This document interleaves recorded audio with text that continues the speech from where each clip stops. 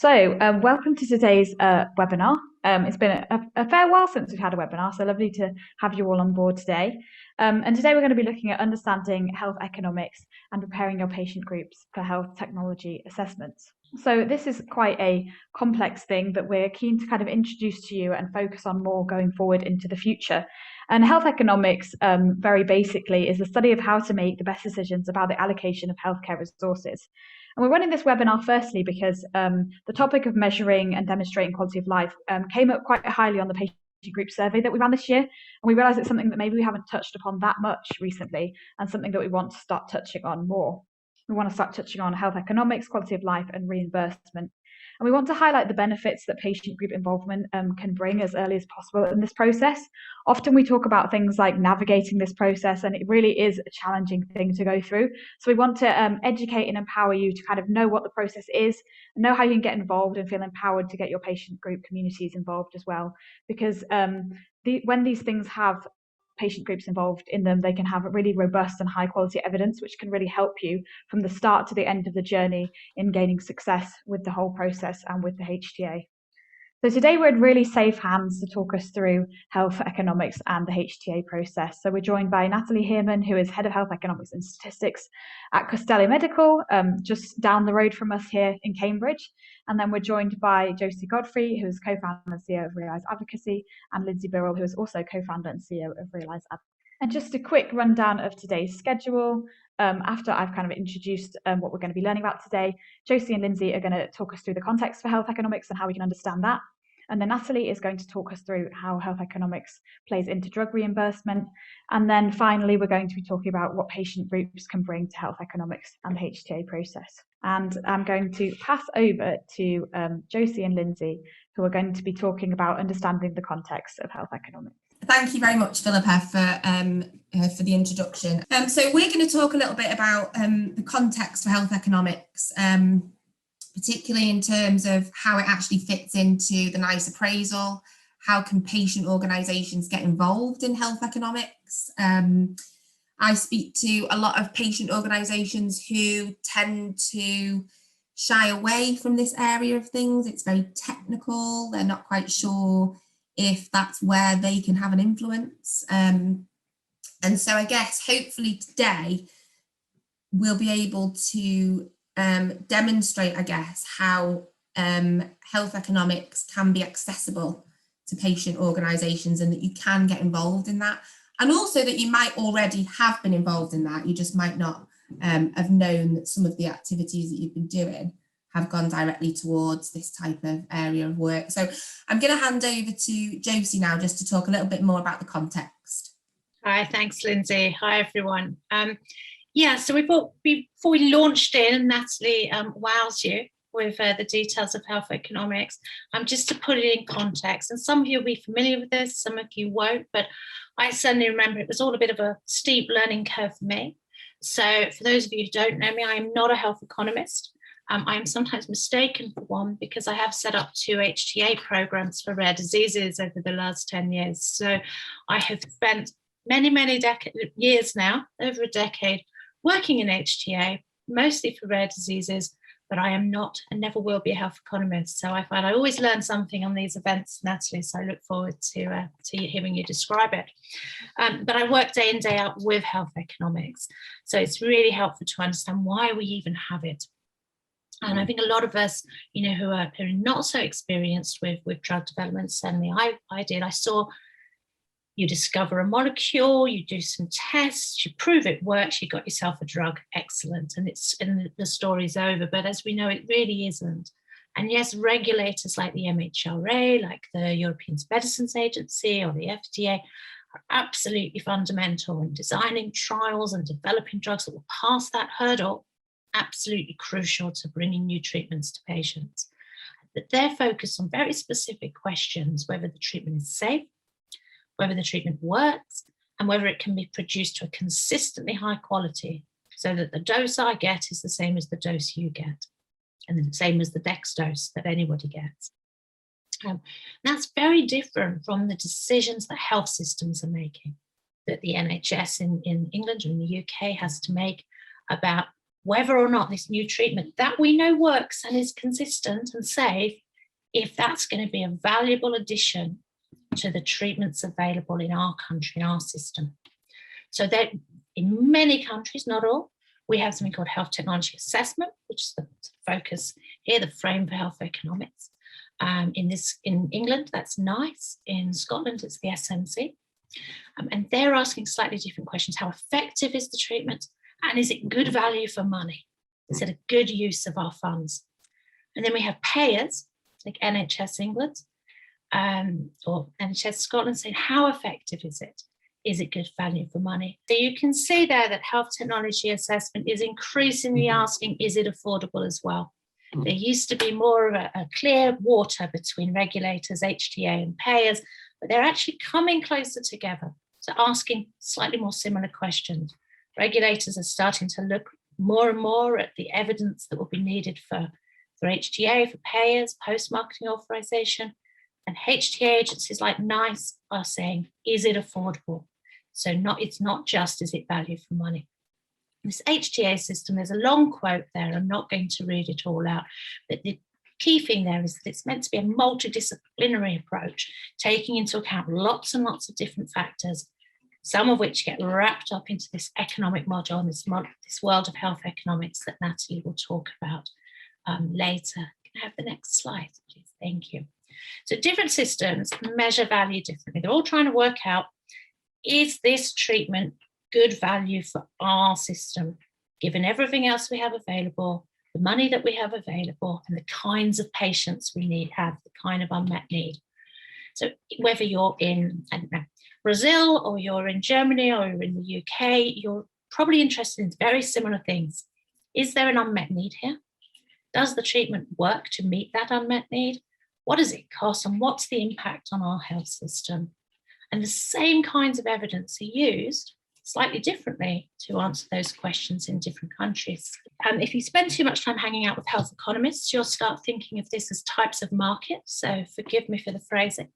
But essentially, it's sort of different ways of stratifying different countries, different health systems, to say that they're led or they're driven by different things. So we have what was called cost effectiveness, UK, Australia, Canada, Sweden, for example, where this health economic model we can talk about today, absolutely fundamental.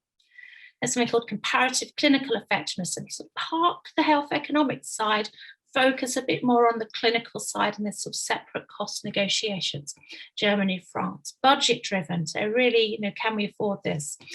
Spain, Italy, and then you've got market, more of a, not quite free market, but more market competition coming through in the US. And then interesting, Brazil and Singapore, very patient-led. So the buyer is a patient and patient demand-led markets. So you have different aspects of health economics coming through in different markets. But today, the focus will be very much on what we understand as cost effectiveness. So what does this prepare? So there's a long checklist that companies have. And all of that feeds into this economic model.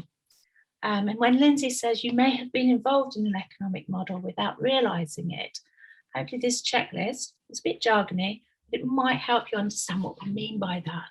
So understanding current treatment pathways, really important aspects of the model. And most companies will need to talk to clinicians and talk to patients to understand what those current pathways are. So you may have been involved in sharing some information about that. Reviews of evidence of comparator treatment efficacy. I don't know if Natalie's going to touch on comparators. We can certainly pick that up in the Q&A. It's a really important concept.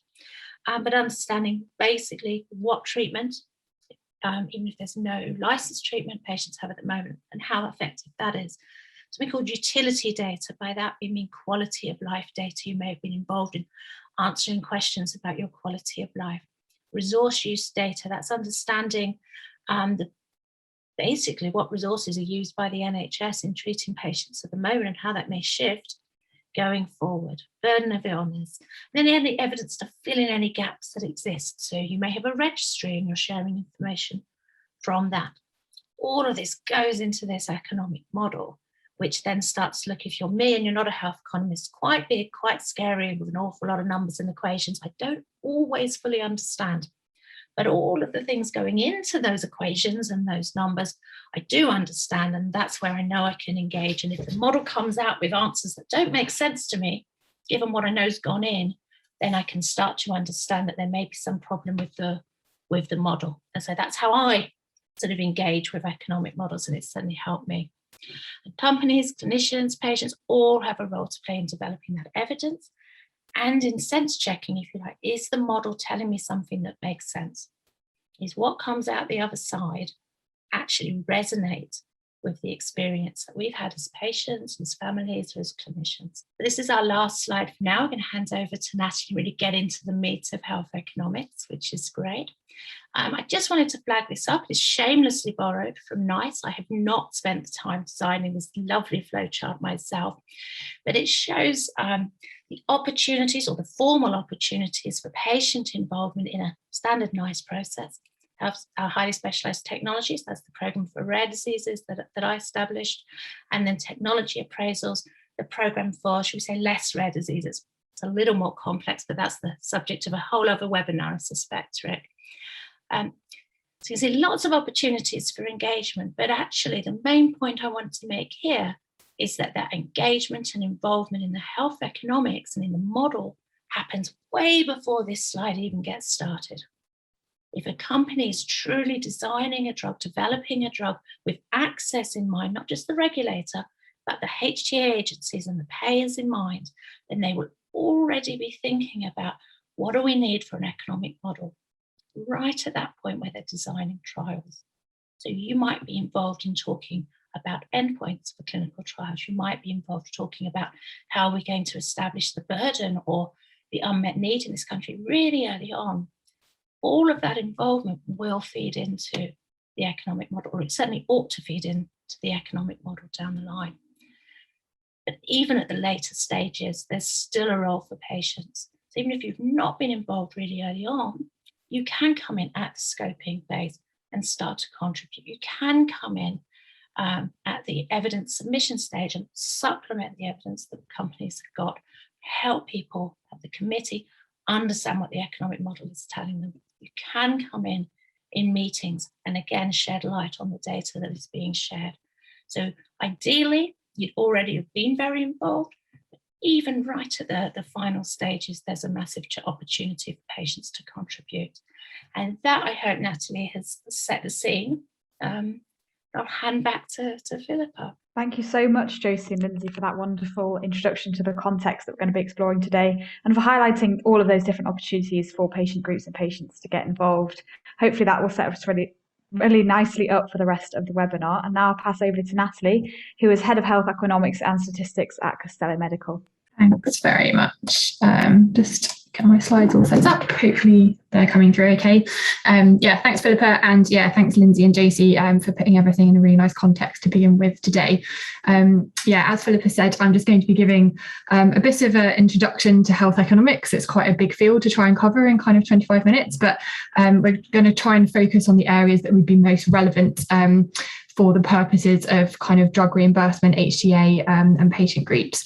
So hopefully kind of a bit of a broad overview to begin with, and then going into some of the more kind of details, but trying to keep that at a relatively top level, not diving into too much technical detail, but aiming for an introduction that means that you can kind of interpret things and understand them a bit more easily, hopefully demystify some of what can seem like quite a complex topic. So as Philip has already said, broadly health economics is essentially how to most efficiently allocate resources in healthcare. And we can mean lots of different things by that. So we can refer to resources as money, so kind of the budget of a hospital, or on a kind of broader context, the whole local healthcare provider. We can also think of resources as time, so doctors and nurses' time treating patients in hospitals or community settings. And then also physical resources. We're essentially thinking of anything that could be limited, so hospital beds or specialist equipment as well. And in this introduction, we're going to be focusing on new pharmaceutical treatments and how they impact on resource allocation decisions. But just so that you're aware, health economics also looks at lots of other things. So diagnostics, surgical interventions or medical devices, vaccinations, and also the impact of kind of broader considerations, so policy changes and how those might affect those sort of decisions. And also, I guess something that's important to emphasize here is when we talk about new pharmaceutical treatments, we don't necessarily mean a treatment that's just coming to market for the first time. It could be a treatment that's newly being considered for a different indication, repurposed as well. So just a new decision is being need to be made, basically. Okay, so why do we need health economics then? So let's take a step back and think, we've got all this kind of evidence generated by clinicians, clinical trials and things, as JC and Lindsay were saying. So what do we need health economics for? So if we think about the impact of a new treatment, we can look at that in isolation for a particular disease area. So we can answer questions like, is there an unmet need for patients? What are associated costs? And what are any benefits to patients? So things like improved survival or quality of life. So those questions can kind of be answered based on what we already have when a drug has been through kind of clinical trials and being tried out on patients. But unfortunately, we can't just take that decision in isolation. If we have a limited budget, as most kind of healthcare systems do, there's an opportunity cost. So basically, if we choose to spend money on this new particular treatment, it just means money isn't available somewhere else to pay for something. So that means that there's a bit of a trade-off that needs to be made. And that essentially leads us to needing to build some kind of framework where we can make fair comparisons between new treatments. We need that to be consistent across treatments within a disease area, but also different disease areas. And that's where health economics comes into play. So health economics attempt to do this. We quantify the costs and benefits, and we'll look at a specific way of doing that in cost effectiveness models later, and attempts to do this in a way that can directly compare between those disease areas so that we know we're kind of comparing like for like and making fair decisions. And then the information that health economic models provides essentially just gives decision makers another lot of evidence and tools so that they can be confident they're making the right decisions and getting the best value for patients in the kind of spending decisions that they're making. And just to put this a bit kind of in more context, for instance, we might have a new cancer treatment, but then you also might have a new treatment for heart disease or dementia in the elderly or a pediatric genetic condition. If you just kind of look at those in isolation, it's very difficult to say which one should we spend money on. So we in some ways need to kind of almost detach ourselves from those kind of details and look at a kind of quantitative framework instead. So as well as this framework, there are other limitations of data that typically come out of clinical trials or other kind of data collection exercises that health economics helps us to overcome. So the first one is to enable direct comparison between treatments. So clinical trials don't often compare directly a new treatment with the next treatment they're most likely to kind of displace or be better than. Instead, they're often run against placebo or maybe a kind of standard of care, which is a bit more of a kind of older treatment for patients. Whereas economic models can incorporate kind of really advanced statistical techniques, which allow us to really robustly compare between the new treatment and all the other relevant treatments that would treat patients for the same condition. And then we can look at the efficacy compared to one another and understand exactly how good they are versus each other. The next one is extrapolating beyond trial timeframes. So obviously, if a treatment is going to be hopefully used for a patient's lifetime, and this could be decades, kind of 50, 60 years, we want to understand how it would impact the patient's, the kind of disease pathway, the patient's journey over that time frame. But it's just not feasible to run clinical trials for that long before giving patients access to those treatments. So what economic models do is, again, give us a way of being able to extrapolate in the most plausible way that we think, given the data we have, across a time frame, which gives us a whole kind of complete picture of how patients would actually be treated and how the course of their disease would be affected. So that's another kind of benefit above clinical trial results, or I guess in complement to them. And then finally, modelling different potential scenarios. So obviously clinical trials or even any kind of real world data collection exercises are set up with in a particular way. If it's a clinical trial, there's very kind of robust measures and criteria for how they're carried out. And there might be some uncertainty as to how the treatment would actually play out in clinical practice, how patients would be treated, different subgroups of patients, different kind of follow-ups over periods of time for the treatment pathway. And if you wanted to set up maybe different real world collection scenarios or different clinical trials for all of those different scenarios, that's really going to be quite burdensome, both time, expense, and potentially delay the kind of access to treatment. Whereas in models, you can kind of easily replicate different versions of reality within the same model and look at any of that kind of uncertainty and see how much that might change the output that you're getting. Okay, so moving on to a specific type of health economic analysis now that we've kind of set the scene for why we might need these models. As Josie's already introduced, the type of economic analysis that is most commonly used in UK HTA is cost effectiveness analysis, and that's the one we'll therefore focus on today.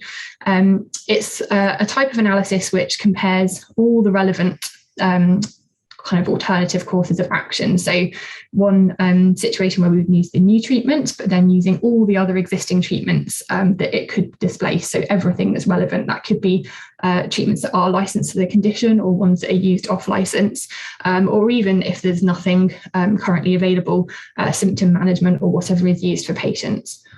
And in comparing those courses of action, we try to quantify the costs and benefits and then combine the results together into a single metric that we can use.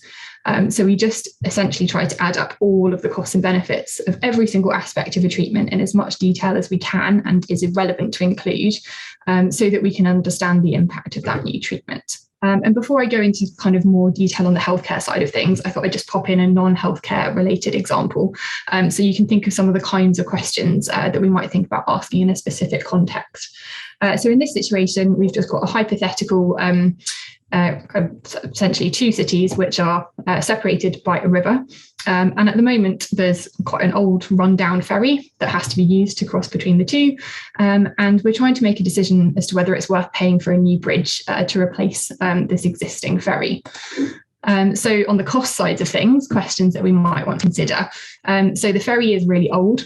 It requires frequent repairs, and over time, those can obviously mount up and prove quite costly.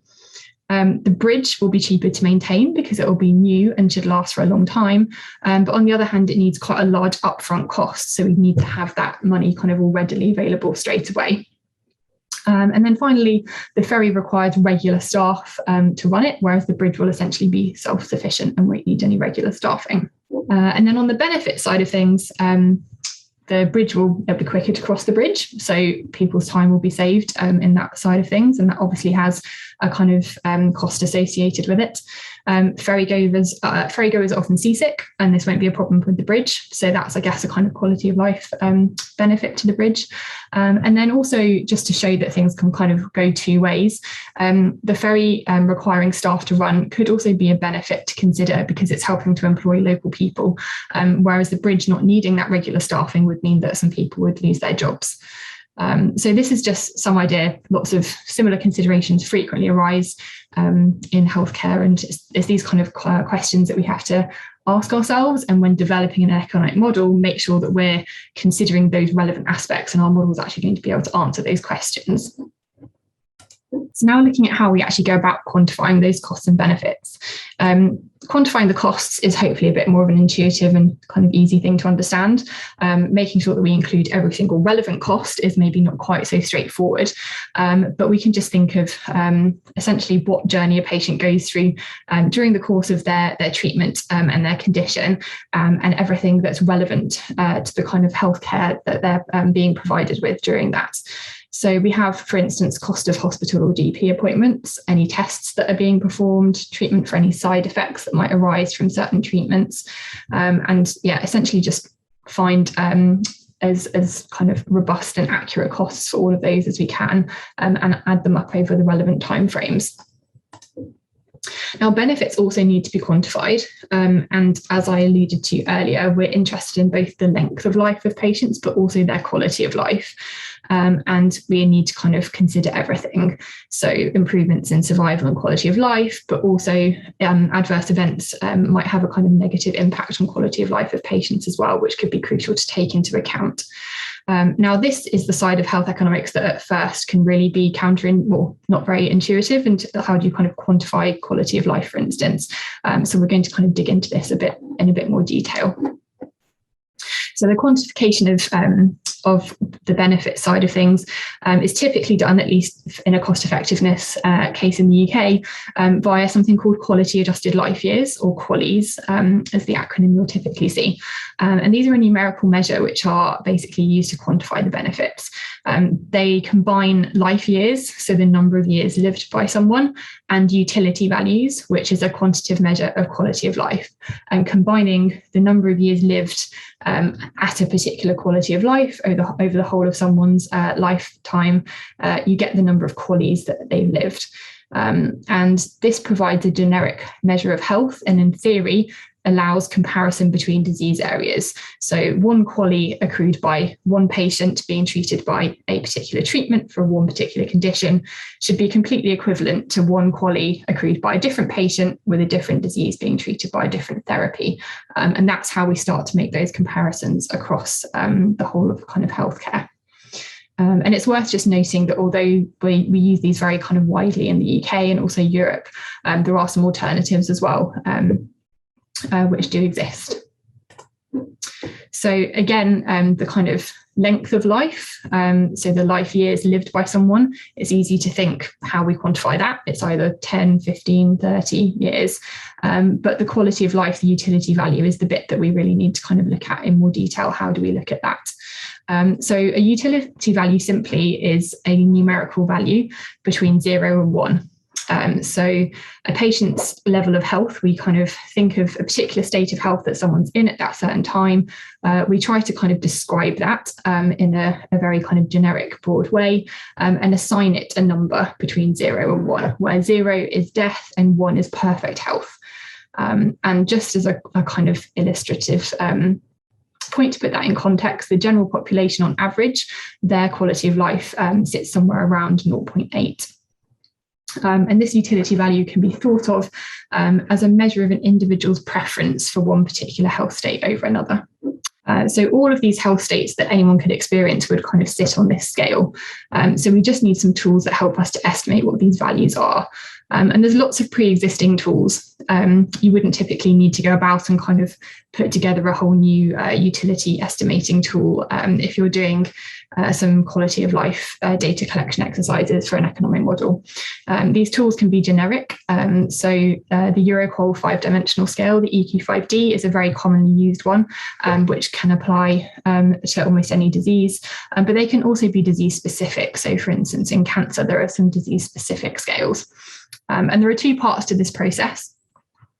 So the first one is a questionnaire. So this is given to patients, but can also be completed by clinicians or carers, and it describes, helps describe the current state of health of a patient. And this needs to be completed for every health state that's relevant to their particular disease and a treatment as well. And then once you have the responses to that questionnaire, you also need an associated algorithm, and this is previously generated. And this essentially converts the responses from that questionnaire, so the health states, to the utility value. Again, this is based on the general population's preference for each health state. And the reasoning behind this is in a country such as the UK, where the healthcare system is essentially funded by the taxpayer. That's kind of the general population. In some ways, it should be the general population deciding how that money is spent, which is why that comes into the valuation of these quality of life measures. So in terms of the questionnaire, just a kind of example of what this could look like. So the EQ5D, for instance, looks at 5 different aspects of life. So mobility, self-care, usual activities, pain or discomfort, and anxiety or depression. And it essentially asks if you have no, some, or severe problems in each of those aspects of your life to get a kind of score at the end. And then the algorithm that's fed into, there are lots of different algorithms that exist, and it's definitely not a kind of detail that you need to be worried with, because usually it's an existing algorithm that has already been kind of previously validated and used a lot. But just to kind of give an idea, because I think this is one of the really kind of mysterious aspects, there's a couple of common approaches that I've listed here. One is called standard gamble. And essentially you're being asked to choose between two situations. So either you remain in your current state of health for the rest of your life, that's one choice, or the other choice is a kind of a situation where you have a probability of either dying straight away or living the rest of your life in perfect health. So it's what kind of risk there would you be happy with to kind of gamble away from your current state of health. And the second one, which is time trade-off, that's just the name of it, is a similar kind of choice between two situations. The first one is that you remain in your current state of health for the rest of your life again, but the alternative here is that you would live in perfect health, but for a shorter period of time. And again, it's what shorter period of time would you be kind of happy with to be able to trade away from your current state of health. So as I've said, for many common diseases, we already have these estimates, and typically lots of utility values have been published if lots of research has already been carried out. But in the case of rare diseases or diseases where there aren't really any treatments and less research has therefore been carried out, quite often the utility values are a gap in the data. We don't know what these are, and we need to carry out kind of de novo data collection exercises to try and get the most appropriate and relevant utility values to feed into our models. Okay, so now we know that we can kind of put together all the costs and benefits, collate them, and now we need to somehow combine them. So this is where we need to make sure we have everything we need for the new treatment, which is typically called the intervention, and then each of the relevant existing treatments, and those are called the comparators. So everything that the new treatment might be used instead of, we need to compare like how cost effective the new treatment would be. Yeah, and this is expressed in terms of the incremental cost effectiveness ratio, and the typical acronym which you'd hear here is ICER. And this is equal to the total cost difference between using the intervention and comparator divided by the total QALY difference, which I've just represented here.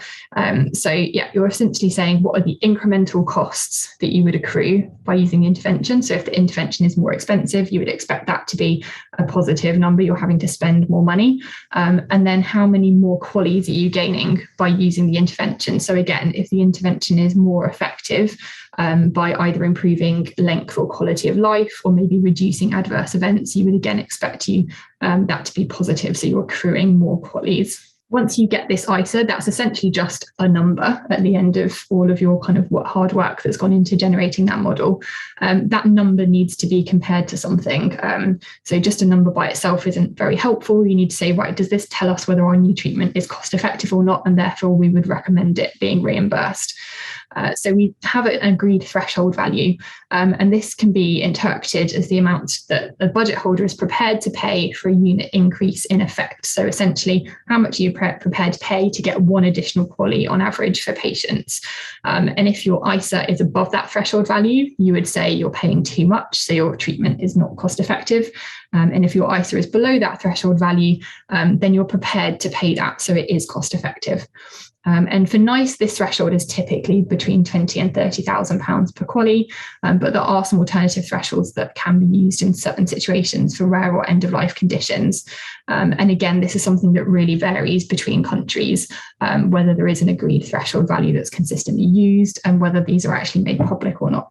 So now we've seen what the kind of overall aim of our models is, the output. I wanted to just spend a couple of kind of moments going into the sources of evidence that go into them. That's where patients can obviously have a really big impact, and it's also really important to understand the role and the importance of the evidence that goes into these models. It essentially underpins everything that we do in this economic modelling.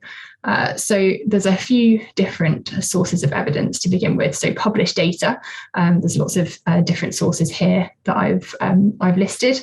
That is a really big source of evidence. Obviously, it should be relatively high quality if it's been published and fairly easily accessed as well. Patients are another really big source of evidence, particularly on quality of life surveys, as I've said, which can often be a really big gap, but also on patient registries, if those exist in particular areas, and then also clinical experts. So this can either be via kind of relatively informal communication, just asking them about their understanding of the kind of treatment pathway, how they've treated patients in clinical practice, but there are also more formal methods that exist as well.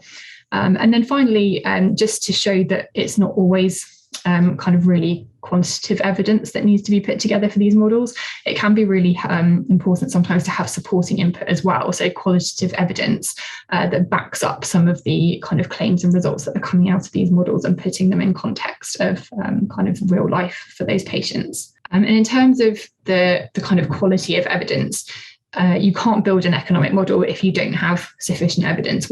I suppose you can build one, but you wouldn't really be able to trust or rely on anything that's coming out of it.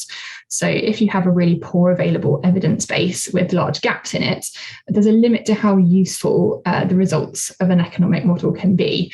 So you can put some data into it, feed it through into the model, get it out at the end, but then can you actually trust what it's telling you? Would you actually kind of make a decision based on what that model is telling you? Because if the data came, some of the uncertain data kind of ended up being something different, that could give you a completely different result. And it's really hard to then kind of be confident that you're making the right decisions.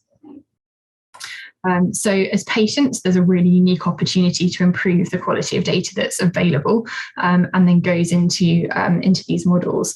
And we're always going to have some uncertainty, particularly with regards to some of the points I was making earlier on around the fact we have to extrapolate over longer timeframes. We're looking at kind of different scenarios or different kind of situations that we might not have encountered in clinical trials or the evidence collected to date. But this can be addressed in a kind of transparent way. It can be investigated. There are certain methods for kind of thinking about how that uncertainty could impact on the results. But we really just want to minimize it as much as we possibly can before these decisions have to be made. So that's the kind of end of the brief introduction today. I just wanted to give a really quick overview of the role that Castelli Medical plays, again, to put our kind of work in context. So we work in a number of different areas supporting the pharmaceutical industry, but we have expertise specifically in health economics and HTA. So we frequently support companies with their submissions to NICE and other HTA bodies. This includes writing the dossiers themselves, also developing the economic models, but also helping to generate some of the evidence that's needed to inform those. So whether that's through statistical or real world analysis, discussion with clinicians, or kind of survey design. And this can involve working with patient groups as well, for instance, for quality of life surveys, which we have done in the past.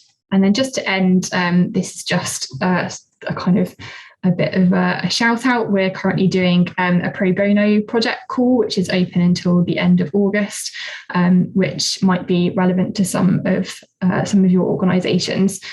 So for access to healthcare projects, if that's something that could be relevant to you, then please do take a look at our website and apply if you're interested.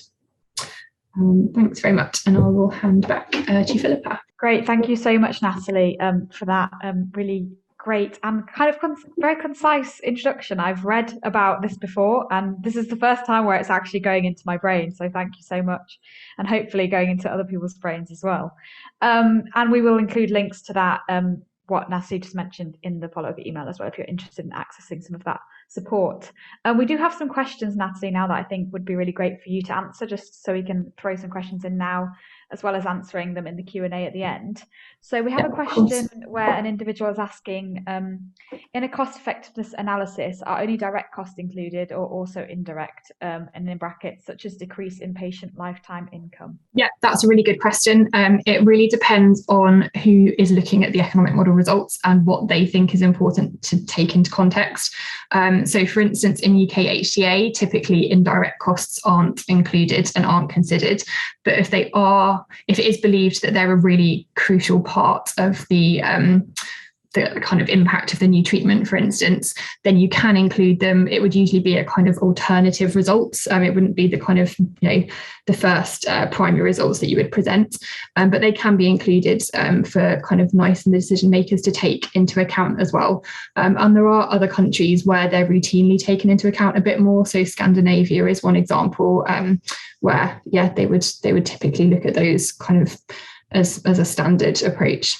Yeah, just to build on what Natalie said. So typically in the UK, we're looking at health and social care costs rather than, and that does include excluding education costs, which I think is quite controversial in some particularly paediatric conditions and progressive conditions.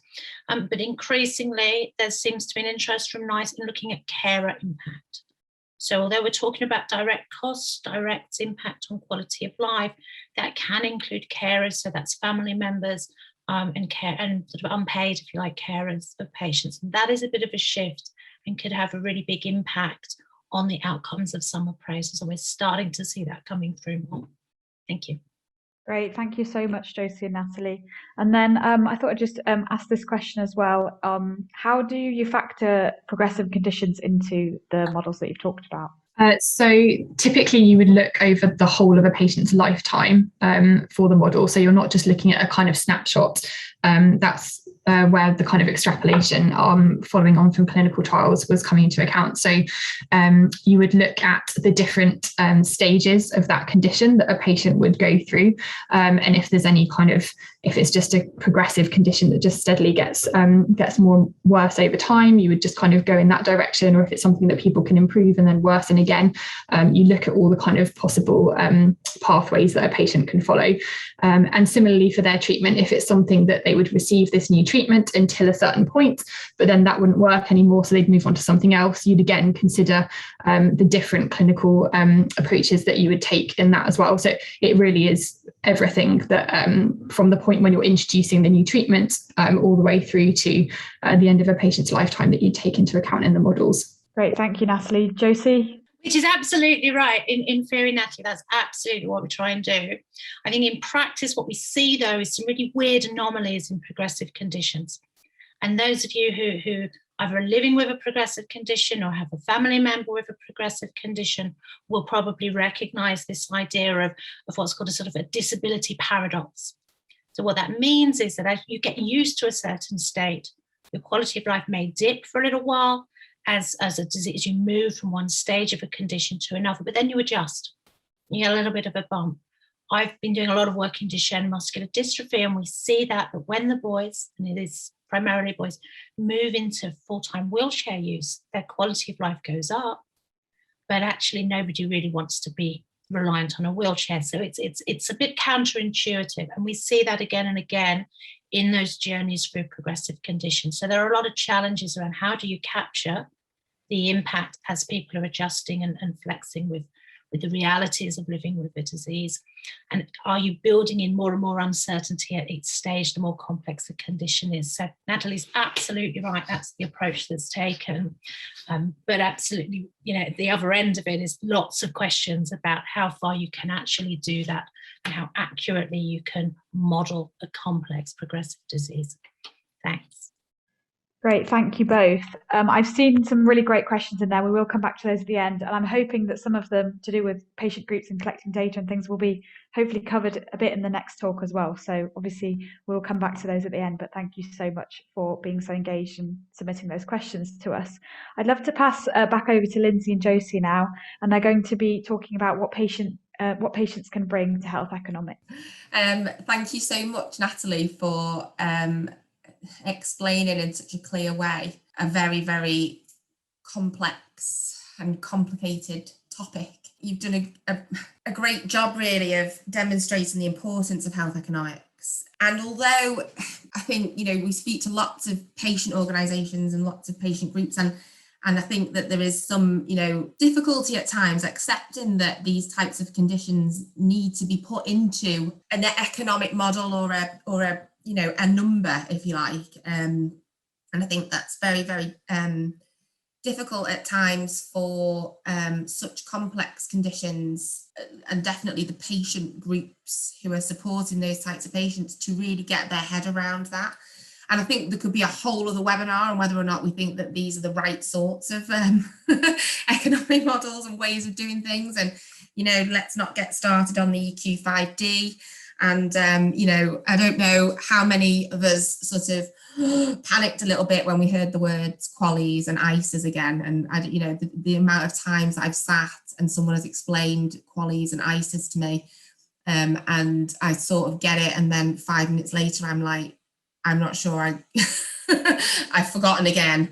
So, you know, a brilliant job, Natalie, of explaining all of that really complicated stuff, and just sort of like looking really excitedly at all of your questions coming in.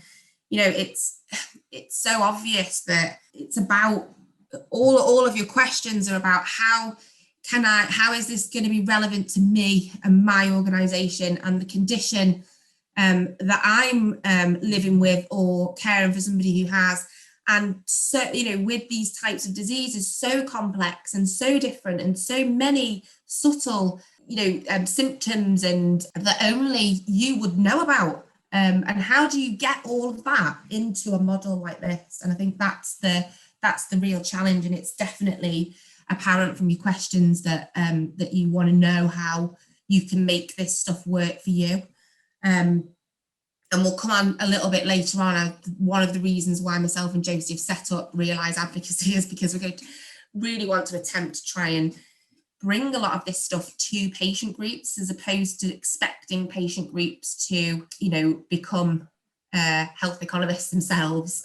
So I think that's also really important out of today. So yeah, so what can you as patients or patient groups bring to health economics? So how can you make this very technical issue relevant to you and impact the types of models or how the model is put together? And over the years, I've seen this done, you know, a good attempt by pharmaceutical companies to involve patient groups in this, and some, you know, not so good attempts. And I'll come on to the case studies later, but I guess what's really, really important, and this is in my experience of having sat in nice appraisals and in nice committee meetings, that the economic model is absolutely useless without patient insight to shed the light and context onto what the numbers mean. Only patients understand the real world experience of a condition or of a disease or of living with it.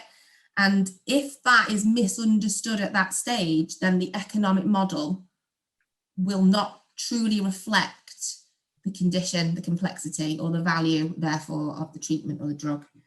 And so I think it's you know, really, really important that we understand that without the patient's voice, the model or the data can be easily interpreted in a very, very different way to how it was intended. And I'd mentioned this earlier, but I've spoken to quite a few patient groups who've been through this process.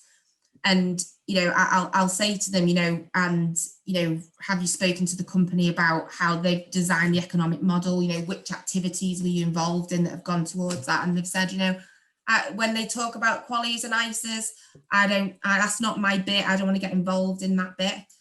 But I think, you know, part of what we believe is really important is that, and Josie's articulated this really well, is that if you're involved in trial design, quality of life surveys, burden of illness surveys, natural history studies, then you will have contributed towards the economic model. And I think that's really important that patient groups understand that. And it was fantastic hearing about all the theory and what goes into creating these types of models. But I guess my experience is life in the real world, and how do patients actually get involved in these things? And I've sort of put some good examples and some not so good examples, but these are just some like real top line things that I think pharmaceutical companies, patient organisations can do to try and ensure a more appropriate economic model.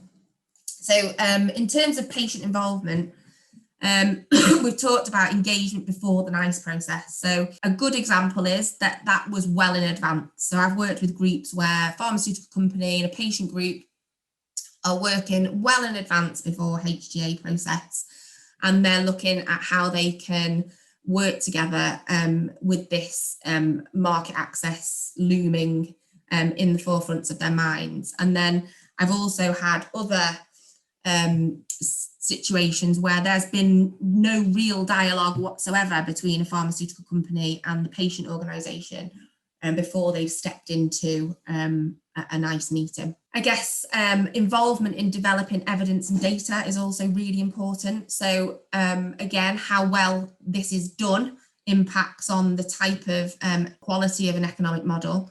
So I've worked with patient organisations and pharmaceutical companies who've had input into trial endpoints and survey design. And so they've been really fully involved in the things that are really important about the condition, about what really matters to patients, and about measuring the right endpoints.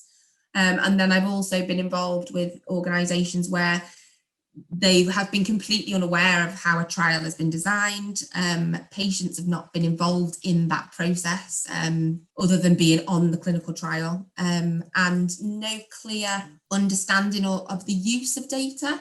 So many times in my role at Chief Exec of Metabolic Support, have we been asked to disseminate a survey to a particular patient group with no real explanation as to why or for what purpose or benefit to anybody. And we do start to see less of that. And I guess the role of patient advocacy groups and patient organisations should be to really question those types of activities. And so, yeah, so I think that these are examples really of things that have been done quite well and things that have not been done quite so well. And what sits behind this really is why sometimes are things done well and why not so well, and there's a lot of challenges that come around that. Another avenue for patient involvement is engagement in NICE meetings. So good examples of that are, well prepared patient advocacy groups. They understand what the pharmaceutical company have submitted. They've done a submission themselves.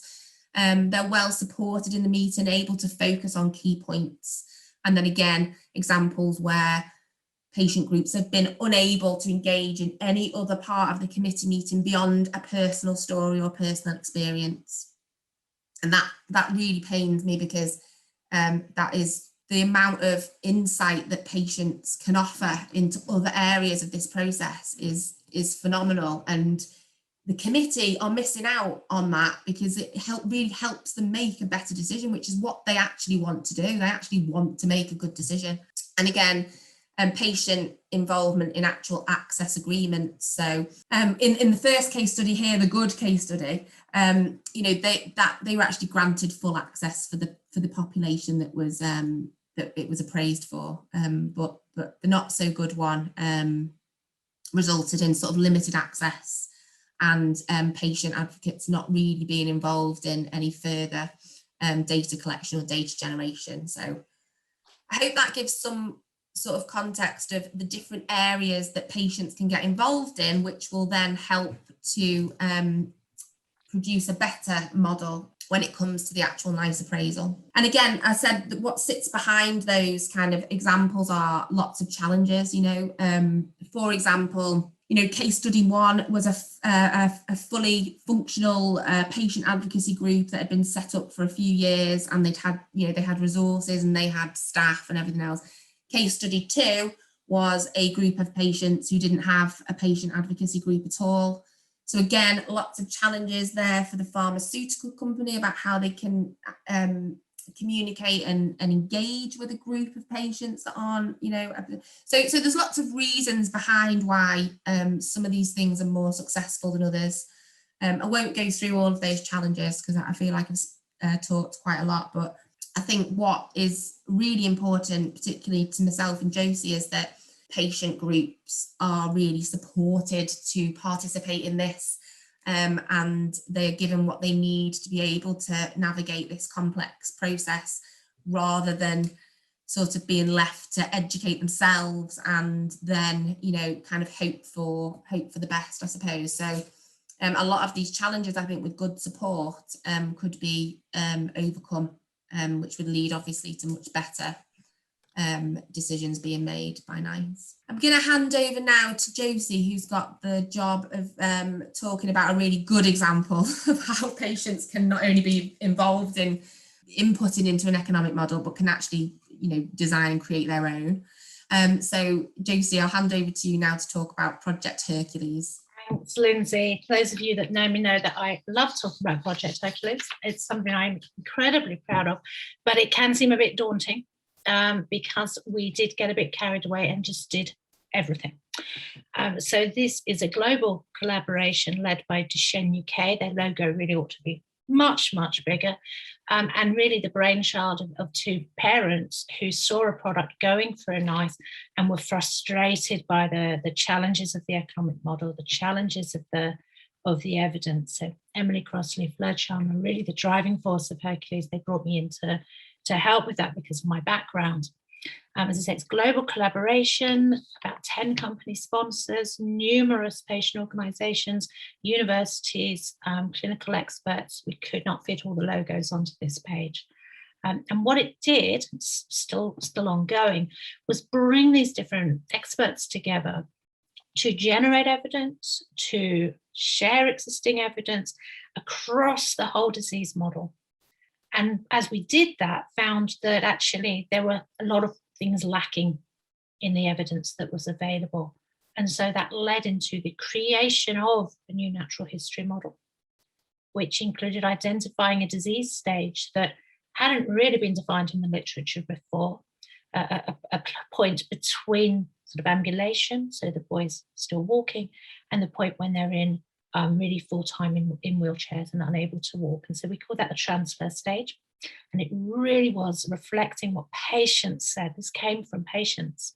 And they influenced and shaped the natural history model to say, this is a hugely important point for me or for my family when I'm no longer, I'm relying on more interventions. I need home adaptations. I need to have a hoist. I need to have all of these things in my life and in my place that cost money, that change my interactions with healthcare and change my quality of life and my expenses. So all those aspects of the health economic model were really significant in that disease stage. We weren't so happy with the EQ5D, and that could be a webinar in itself, so I won't go into too much detail except to say we didn't feel it was granular enough to really measure what was important to those living with Duchenne. We did that. We came to that conclusion through a very rigorous assessment of the fit of the standard measures, including the EQ5D, NICE's preferred measure, with the realities of people living with Duchenne. And in the end, developed a bespoke model, a DMD qual, it's called, as a bespoke measure for quality of life in Duchenne that we've now had translated into, I believe, 26 languages, and it's starting to be being used in trials, which is really exciting. We've also got some qualitative analysis of that, which will help really bring to life the realities of the condition. We commissioned a burden of illness study, so that was actually going out and getting the evidence on what are the direct and indirect costs, what is the impact on productivity, on working life, and on those healthcare resources.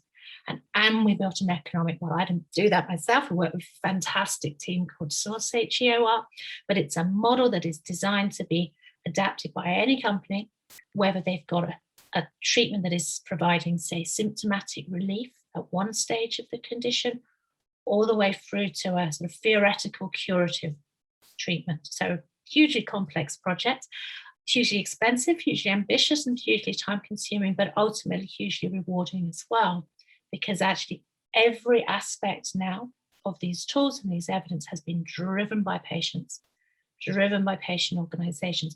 They have been shaping the economic model, testing it constantly, making sure it actually reflects the realities of life with Duchenne, influencing and steering what's in the DMD qual, that quality of life measure, what's in the burden of illness study. So at every stage, it's not just been that they're paying the money or they're chairing a meeting, fundamentally involved in each step, which is hugely daunting. I think if any of us, the three of us, had known what we were getting into when we started, we would probably have run a mile in the other direction, because it has turned into a mammoth exercise. But it shows what is possible, and I think it shows that patient groups can be really heavily underestimated in this space. And put in a little box that says write a submission, just telling us your own personal experience, when actually, when given the opportunity, and fortunately to be sponsored by a number of companies to do that, you can actually get patients in the driving seat for pretty much everything that is disease level. Obviously not the drug specific, that's always going to sit with the drug developer. Although I'm sure on this slide, there's quite a few patient groups who are themselves the sponsors effectively the manufacturer role for trials. So that's really what we wanted to say, that is a lot. Most people can't do quite that much at this stage. They'll be somewhere off from that, but it is possible, and we shouldn't underestimate what patients can do when they're given the resources to do it. I'm just going to hand back now to Lindsay. We're going to just finish a couple of minutes about what we can hopefully potentially do to help some of you looking at the questions that are coming in. You may want to get in touch. Okay, thanks, Josie. It's a great example, yeah, and something that we can all aspire to, I think. Yeah, so just a final slide from me around Realise advocacy. So just basically why me and Josie have set up the organisation. And I have touched on this a little bit anyway, because I'm so passionate about it. But we want to help NICE make better decisions. And we think that they can do that if the data and evidence that's submitted is better.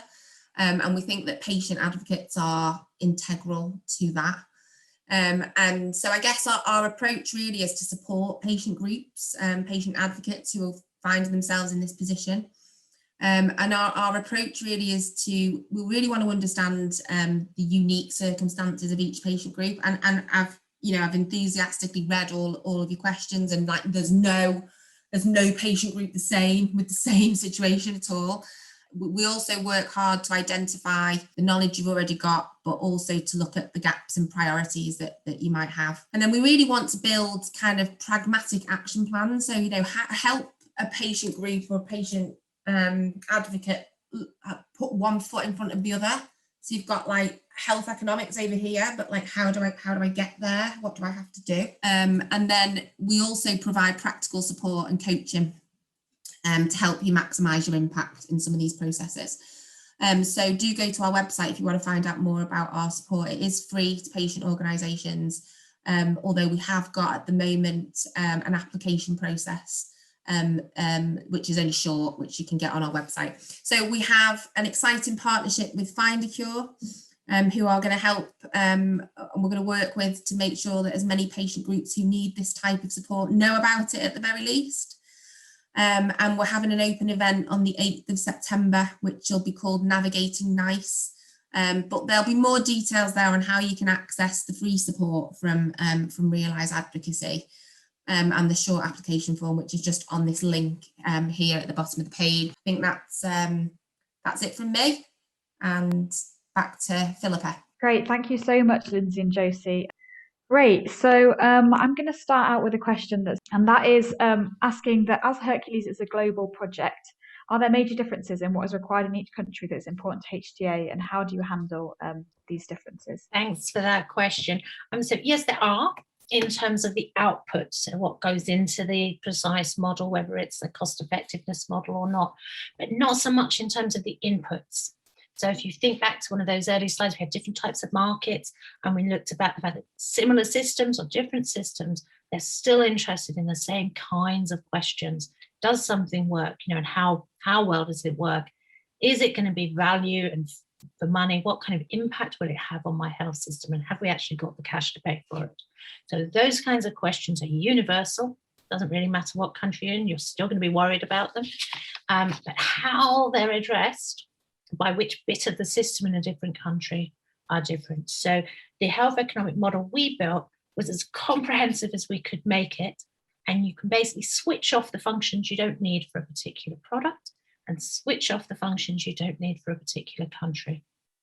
And so, but all of the inputs, most of the inputs are still going to be universal. Great, thank you, Josie. So we have another question where someone says that they've heard HTAs can put diseases at a disadvantage that have no current treatment available, i.e. zero drug costs, and where new treatment is expensive. Is that true? And are there any solutions? Yeah, I can make a start. I mean, I guess, yeah, if a new treatment is coming out that has a very, very high cost, that's always going to be a challenge in terms of demonstrating cost effectiveness. Because, yeah, I guess you can't get away from the fact that that cost is going to be included. I guess what it comes down to then is making sure that you're really taking into account everything that you can in terms of what a difference that would make for patients, all the kind of quality of life aspects, how it might, I mean, for instance, if it's going to massively improve survival or quality of life, you might actually find out that the treatment ends up being cost effective. But I guess also comes back to, I think it was on one of my slides, and it was definitely on one of Josie and Lindsay's at the start as well, that if there's an unmet need for patients when treatments are going through HTA, that is taken into account in a kind of qualitative way as well. If there's just nothing out there at the moment, it won't just kind of be ignored. And sometimes there can be equally challenging situations for treatments that are coming into really crowded markets where they are maybe demonstrating a small difference, but it's not a kind of life-changing, groundbreaking difference for that particular disease. Have you got something to add, Josie? Usually. Yeah, no, I'm just going to build on that, really, that if you've got no other really impactful treatment, then you get to take all of that value. So all of the benefits will count towards your product or that product. Whereas if you've got, as Natalie said, a crowded space with lots of things and everything's a little step improvement, but not a big dramatic improvement, then you're sort of splitting the outcomes. You don't get to have those big impacts on your price. There are challenges with very rare conditions. There are points at which that sort of process can break down. There are things that are emerging to try and address that, and we can have a whole debate about how successful they are and where the boundaries should be. But in general, yes, it is something that you should be aware of. It can make life more difficult. But it's by no means impossible to demonstrate cost effectiveness against what we would probably call best supportive care. So that is often the sort of the catch-all phrase that NICE would use to describe when there isn't a specific treatment. You're just talking about treatment without that new treatment, without the new product. So they look at everything, surgeries, physio, you name it. It's all wrapped up as the comparator. And then the difference is the new treatment, which could, and I don't know if you touched on this, Natalie, offset a lot of costs. It may be this is so good, no surgeries anymore. And maybe it's so good, you don't need physiotherapy anymore. Or it may be something else, but anything that's displaced is really helpful. And that can often be the case with these new treatments for conditions. Great, thank you both. The next question is, what can patient groups do to cover the cost of economic modelling and the NICE process if they do not have the required significant financial backing from industry? So shall I attempt that? Because I've actually been working with a patient group on just this topic recently. I can't go into details because I haven't got their permission to do so, but hopefully I will at a future webinar. I'm going to go out on a limb and say that this is probably a situation where you're doing something we often refer to as repurposing. So perhaps there's a treatment that's off-label and doesn't have a license at the moment. Maybe you're running a trial on a treatment that is being used elsewhere. Because typically, not always, but typically, if it's something that's completely new, there's going to be a manufacturer or a pharmaceutical company likely to be involved in the trial design and likely to be involved. That might be completely wrong for whoever's asked this question. So please do get in touch with myself and Lindsay, and we can sort of talk you through the specifics of your situation. But I'm going to go out on a limb and say it sounds a bit as if it might be a repurposing situation. It means you're taking a drug that's being used somewhere and seeing if it works in your situation. And that might be running a clinical trial, or it might be that clinicians have just started to use a drug and are developing what you might call a case series or case history and knowledge of how that treatment works in the condition that you're concerned about. It may be that this is a generic treatment and therefore there's no financial interest for a pharmaceutical company to sponsor that through NICE. If it is a generically available, that probably means that the price is lower than it would have otherwise been. Again, all of this is assumptions. The specifics of whoever asked the question will be different. If the case, then there may be different routes through getting a decision that did not involve a patient organisation attempting to create all of the different things that are needed and take on effectively the role of the sponsor or the role of the manufacturer. It may be that there are routes through NHS England for having a commissioning protocol. It may be that actually it's already something that can be incorporated within the tariff and within the costs within a system. So I would say, do not assume you will have to do that. But it really will depend on the specifics of your situation as to what the most realistic route through to access is and what the particular barriers are for access in that situation. But absolutely it would be, I mean, companies spend hundreds and hundreds of thousands of pounds. Project Hercules, we spent about £1 million or more than £1 million on, so these are not cheap, and no one should be expecting a patient organisation to invest heavily in that kind of work. Some investment maybe, some time, absolutely, but you're not going to be digging out hundreds of thousands of pounds from the back of the sofa to pay for this. So yeah, get in touch and we can think about the specifics, but don't panic would be my advice. Great, thank you, Josie. I don't know if anyone has anything to add to that before we move on to the next question. No, just that, yeah, there has been a few, it is a difficult one because I've been involved in a few where there hasn't been backing of a pharmaceutical company, but the patient community have really wanted access to a treatment. It is a difficult one. Josie's right, you need to know the specifics really, but I have been involved in cases where it's then not gone through NICE, it's gone through NHS England, it's been commissioned in a slightly different route, depends on maybe like the cost of the treatment and also what current treatment's already being.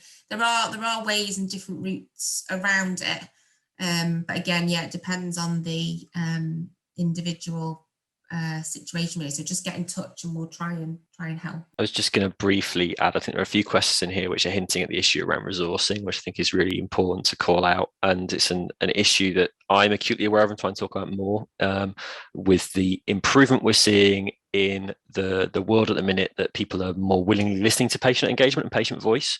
Comes an increased responsibility for those patient groups to provide that voice and find the resources to do that. And there is unfortunately not yet a matching response in the world to give those patient groups the resources they need to move from purely voluntary organisations to give them the funding and support and finance they need to do these jobs effectively and to make the process better. I am very hopeful that we will get there in the end, and we will keep fighting to get there in the end because these groups need those resources to play that game. There are options out there if you're looking to try and develop some basic models, some basic support for health economics for your condition to get ahead of the game. Companies like Natalie's sometimes will do free projects for you guys. If you have a discrete project with a clear aim, you might be able to get that through there. So do explore those opportunities. I think that's well worth looking at. Fundamentally, though, it's about you trying to find a simple thing that you can do to make the situation a bit better. It isn't about trying to fund a Hercules all the time.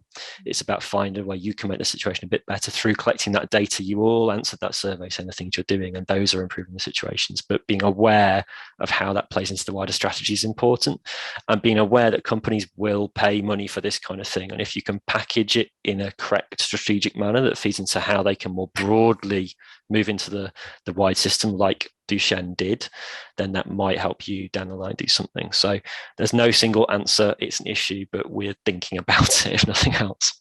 Thanks, Rick.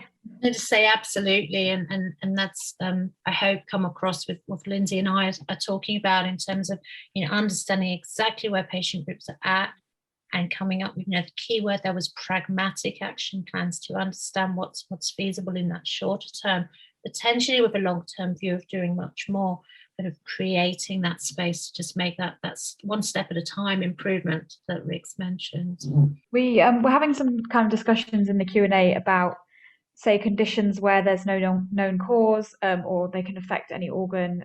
They may be only treatable to a certain degree, or using off-label medication. And kind of two people have asked, how can you demonstrate clearly that not all treatments fit all patients? So even where where it isn't clear yet how these patients differ, to make the case that there is value to having options for treatments, even if the new one isn't necessarily better than the previous one. Yeah, NICE is really used to that situation. Even outside of these incredibly rare diseases, quite often the end result of a NICE assessment is this is an option for treatment in these circumstances. So you can look at, say, oncology and see that there are numerous treatments for different cancers at different stages, or you could look at the rheumatoid arthritis or other diseases and see that there are often options. It's not one treatment most of the time. And rare diseases, it quite often is, because it's the first treatment coming through and there aren't lots of options. But it doesn't mean that it would be, you have to have this treatment. Often it is saying, for these patients with these, in this situation, this is an option. And NICE would always try, as would any HTA agency probably, try to say, where are the patients that are most likely to benefit? And can we identify them in advance, or at what point in the treatment would we know that they weren't going to benefit? So will we know after 6 months or 6 weeks or 6 years that they're not going to get the benefit? And they'll be trying to see, is there a way of knowing? The earlier we can know that, the better, because not only will we treat patients with a drug that will actually help them instead of treating them with something that might actually hurt them, and we definitely don't want to be doing that, but we'll also be saving the resources that we can then spend on things that will be more productive. So it is difficult. There's lots of uncertainty, especially at the point a drug is, getting a license. We have lots these days of evidence collected. Once drugs are out there being used very commonly, those of you involved in registries will know this already, but this is very, very common. It's difficult, but it's absolutely bread and butter of what NICE and others do. Great, thank you so much, Josie. Lindsay, I don't know if you've got anything quickly to add. Yeah, and just again, this is really common in these types of diseases, and I think that in my experience, it's really important that the patients are involved in helping understand those different subgroups and how the disease manifests differently in different types of people. So I think, again, all of that is an activity that the patient group can be involved in to aid that decision-making process, because no one's better placed to help gather that sort of evidence around, it's one disease, but it can affect, and they do, that's what happens with these types of diseases. Yeah, really important that patient groups educate the rest of us about that, the different subgroups. Great, thank you so much, Josie and Lindsay. I'm really grateful that you've had so many questions put in the Q&A. As Lindsay said earlier, if you do have a really specific question about your context, I think maybe the best thing would be to get in touch with them to discuss those ins and outs and kind of how it relates to you as a patient organisation. I'm just going to kind of wrap up the webinar now, because I'm aware that we don't want to run over too much into the afternoon. So as Lindsay mentioned earlier, that we do have a save the date here for the 8th of September this year for the interactive webinar of Navigating NICE. I don't know if Rick has anything that he wants to add about what this is going to be focusing on, but as I said in the beginning, we are really trying to kind of focus on this more going into the future to try and get you educated and feel like you can get involved with these kinds of processes. Yeah, absolutely, Phil. I think, look, based on the engagement we've had in this webinar, the amount of questions and interaction we're seeing, this is clearly a topic that you guys want to learn more about. We've been aware of that for a while. It's not easy. It's not an easy area, and people need help. And we're aware at Find a Cure, we want to make sure you're getting the help from the best people. Josie and Lindsay's initiative, I think, is brilliant, and it's got the potential to give real help to people out there. So we're really pleased to be supporting them get started and find a way to move forward to provide this kind of tailored support for patient groups that need it. So we're basically committed to helping them get moving and to make sure we can provide some really good webinars to get you thinking more about the HTA process. So please do sign up and engage with that, and please do look at their website and look at the bespoke support form that they're asking for, because even if it comes down to the fact that we get way more applications than we can manage. That generates the evidence to show there's a need for this, and what we need to find is the funding to provide that additional support for it. So please do engage. What we'll also do is make sure we capture all these questions and comments and share those with the guys at Realise Advocacy later. So check out our website. We've got a news post about this now, and you can find the links. And as Phil said, you'll get the slides yourself to hear more information. So thanks for that. Great, thanks, Rick. And then I'm just going to say a big thank you to you all for coming today, and hopefully to see you all very, very soon in the future again to learn more together and to bring everyone together. So thank you all for coming, and I hope you have a lovely rest of your week.